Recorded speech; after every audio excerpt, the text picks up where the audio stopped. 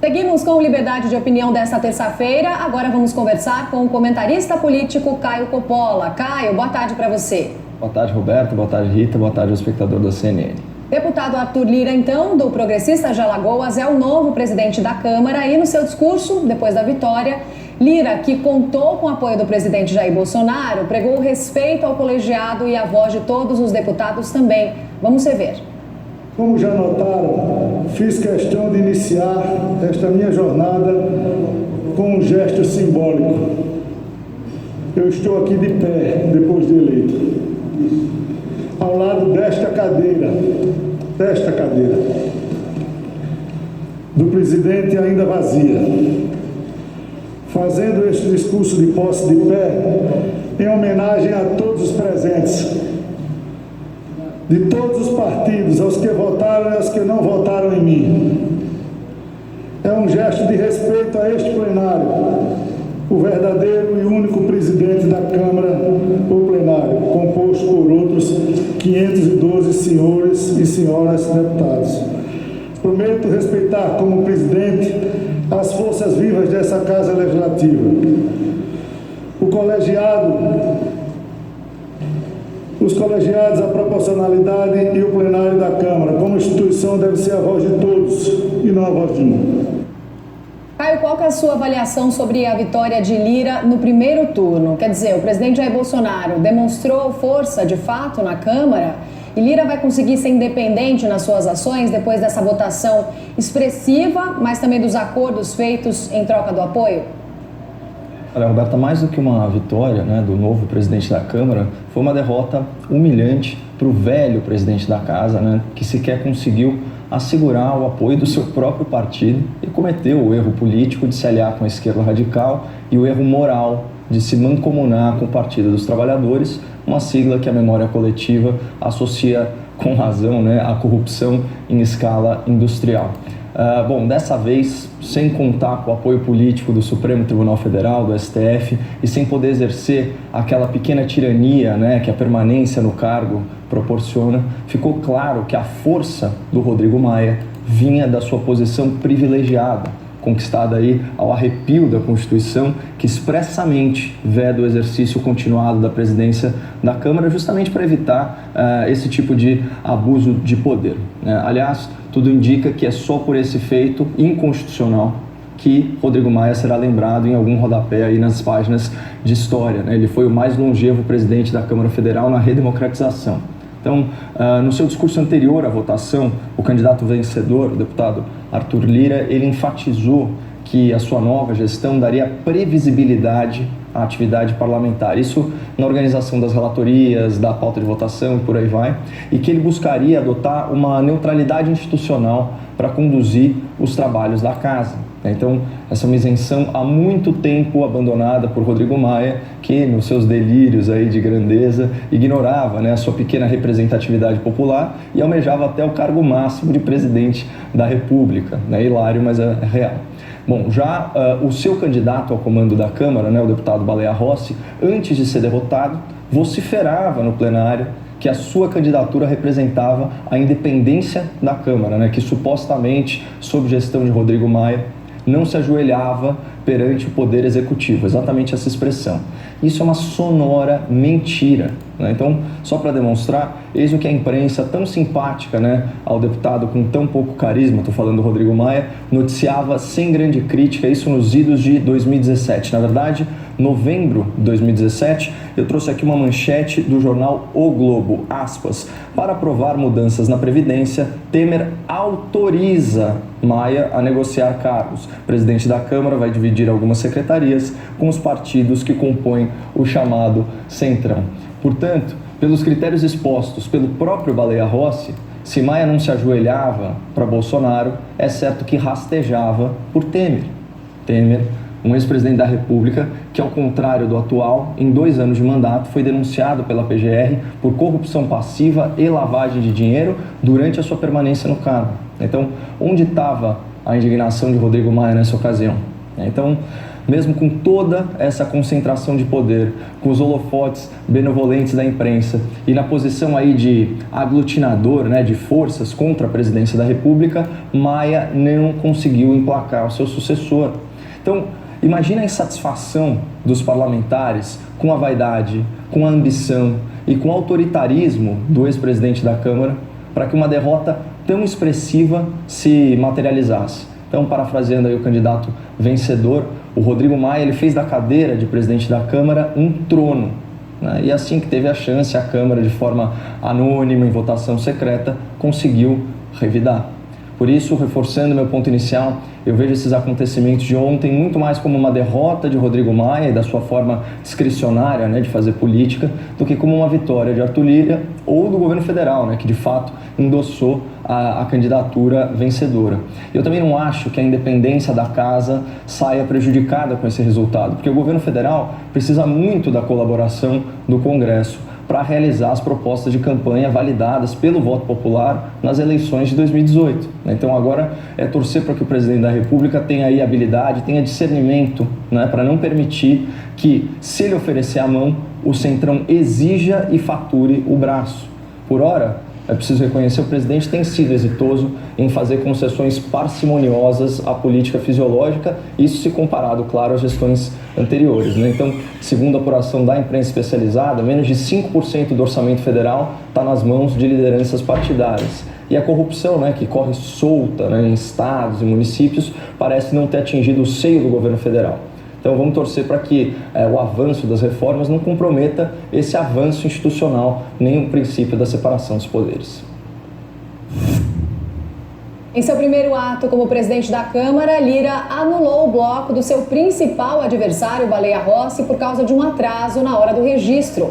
A decisão de Lira impacta diretamente na formação da mesa diretora da casa. Vamos então ver o que Lira disse sobre essa decisão. Eu estou afirmando que o ato foi necessário para que nós possamos não dar um pé na porta, Dani, mas um freio de arrumação para que os deputados saibam que o que manda na nossa casa é, primeiro, a coletividade, segundo, o regimento interno. E o regimento interno ele foi rasgado na tarde de hoje, todos os meios de comunicação deram, e o que era normal até ontem não será de hoje por diante. Apoiadores de Baleia Rossi disseram que vão ao Supremo para tentar anular a decisão do novo presidente. Caio, qual que é a sua avaliação sobre esse primeiro ato de Lira como presidente da Câmara? Ele foi muito rigoroso ou correto com o regimento ao anular o bloco? Com essa atitude, Lira já mostra como é que deve conduzir a Câmara daqui para frente?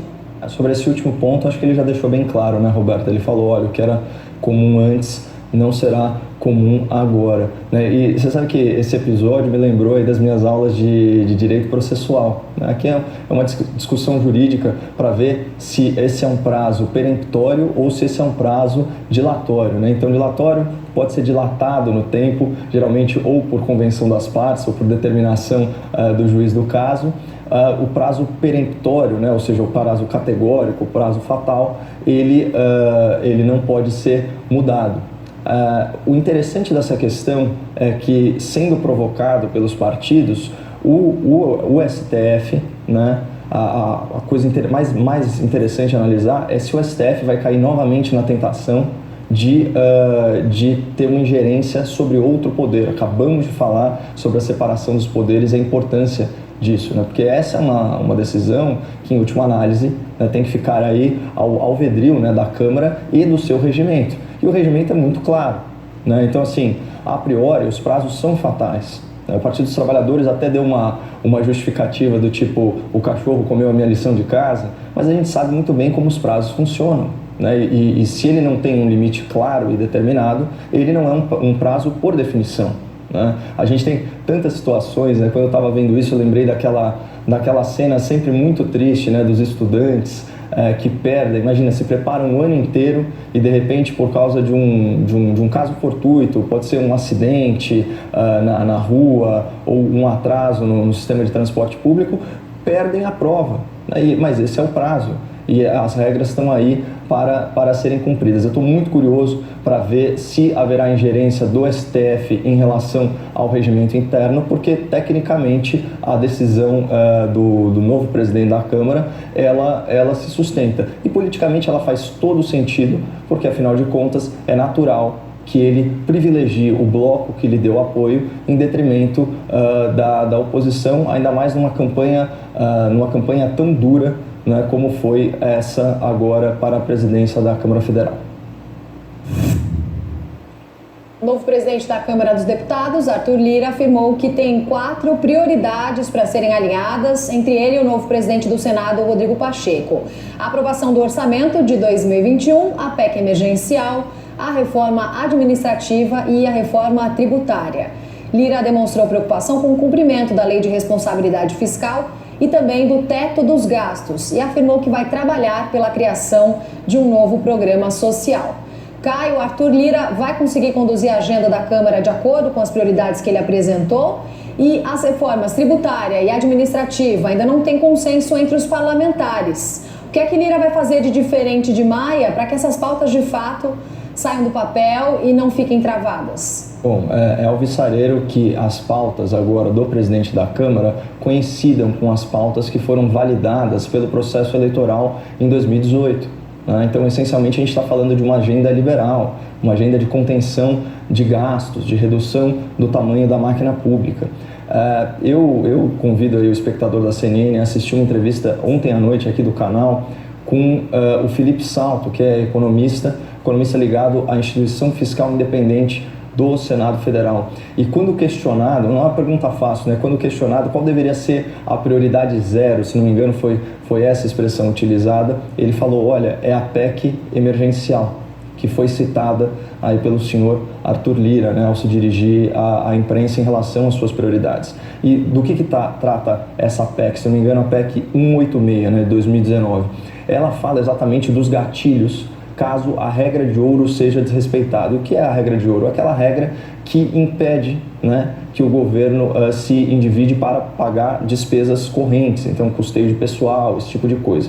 Então, a ideia qual que é? Melhorar a redação da PEC do teto de gastos, melhorar a redação constitucional e colocar os gatilhos necessários para que, né, se os políticos começarem a contratar dívidas exacerbadamente, né, e se eles furarem aí o seu compromisso com a responsabilidade fiscal, automaticamente uma série de gatilhos legais é disparada. Entre elas, né, a redução da jornada de trabalho de servidores públicos, que sempre são os últimos poupados quando existe uma crise, como foi o caso dessa pandemia. A gente viu os servidores, né, não terem um centavo da sua renda reduzida, ao passo que a maioria da população brasileira, né, sofreu impactos e empobreceu aí trancada em casa em decorrência da paralisação econômica. Então, de certa forma, isso equaliza a relação entre os cidadãos. Então, eu achei muito fortuito aí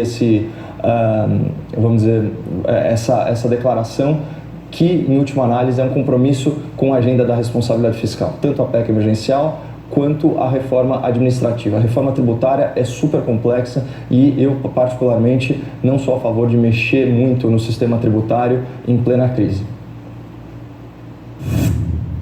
Último tema, então, o senador Rodrigo Pacheco, do Democratas, foi eleito presidente do Senado. Pacheco foi o candidato do ex-presidente do Senado, Davi Alcolumbre, apoiado pelo presidente Jair Bolsonaro. Com 57 votos, o senador derrotou a senadora Simone Tebet, que teve 21 votos. Então vamos rever o que disse Rodrigo Pacheco logo depois de ser eleito. Trabalharemos muito, aviso desde logo a Vossas Excelências que trabalharemos muito, porque o Brasil tem pressa. Muitas decisões importantes se avizinham. A votação de reformas que dividem opiniões, como a reforma tributária e a reforma administrativa, deverão ser enfrentadas com urgência, mas sem atropelo. O ritmo dessas e de outras reformas importantes será sempre definido em conjunto com os líderes e com o plenário desta Casa. Como é que você avalia essa vitória de Pacheco no Senado? E o senador eleito vai conseguir se aliar a Lira e ter apoio suficiente para emplacar a agenda de reformas no Congresso? Pacheco vai ter Alcolumbre e Bolsonaro por perto ou vai presidir o Senado sem qualquer interferência? A prova mais eloquente da independência institucional do novo presidente do Senado foi a expressiva vitória, né? Registrada aí mais de 50 votos, incluindo votos da oposição. Isso, simbolicamente, também na prática, é um dado a ser considerado. Então, obviamente, a gente está diante de uma liderança, né, que foi levada aí ao seu posto numa situação muito consensual, né, inclusive reforçando aí o esprit de corps, né, então o lado corporativista do Senado Federal. Né? Então, o que eu imagino que a gente possa esperar das manifestações do novo presidente é o que a gente observa nesse tipo de discurso, um pouquinho mais morno, né? Então seguindo aí a liturgia do cargo. Mas assim, de novo, são só previsões, a gente não tem como saber qual vai ser o desenrolar dos acontecimentos, mas eu acho que um indício da independência institucional está dado pelo próprio resultado tão expressivo que ele conquistou. E de novo, eu volto aí ao meu ponto. O governo depende infinitamente mais do Congresso do que o Congresso do governo nesse momento, né, para conseguir avançar todas as agendas ao qual ele se propôs nas eleições de 2018. Então, interessante vai ser observar quanto do republicanismo, né, que vai ser mantido nessas relações que não devem ser, vamos dizer assim, tão imiscuídas, tão próximas entre poder legislativo e poder executivo. Caio, obrigada, boa terça-feira, até amanhã. Igualmente, Roberto.